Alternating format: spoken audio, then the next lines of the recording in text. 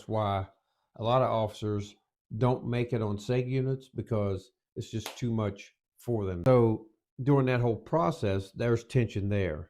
And then you have the tension of the people that's already in there raising hell because you're disrupting their sleep, or they're just bored and they just want to get in on some action. So they start kicking the doors. They start uh, screaming and agitating a person who's already agitated. So then you have multiple people agitated. And then, as a officer, a lot of times seg units, lockdown units are undermanned, understaffed. So that puts added pressure on you. You're trying to deal with 2 and 3 and 4 5 guys, and you don't have enough of personnel to deal with that. So you got to pick your poison. You got to deal with the problem at hand, and then you deal with the other things later. And as this tension builds, and it builds over a period of time, both inmates and officers tend to get stressed and short tempered. And you can have routine things go bad real quick, like serving chow.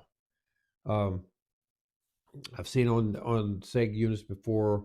We had a 60-man seg unit, 30 on the bottom, 30 on the top, and you're trying to do chow, and you're opening the bean holes, and you're getting the food trays in, and you do this by yourself. You don't get a lot of help. People are cussing you, saying they didn't get this on their tray, give me some more food or something. There's always something, and you're dealing with that, and your mind is just to the point where you're just like, fuck it, I'm done. I'm tired of this, tired of listening to their shit. I just got to get this over with.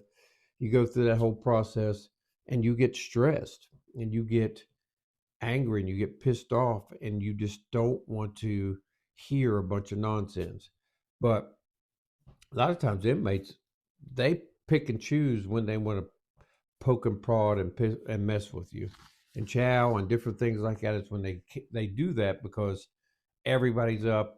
You know, they can scream and yell at each other, communicate to each other. Um, so they do that, and the tension builds, and you are constantly under stress. That's why a lot of officers don't make it on seg units because it's just too much for them. They can't handle the pressure. They can't handle the just the sheer everyday of the chaos. And if you have an inmate acting out, you might have an inmate that just goes off, rips the sprinkler heads, floods the cells, um, does anything he can do to draw attention to himself, and then you have to go over and engage and deal with that.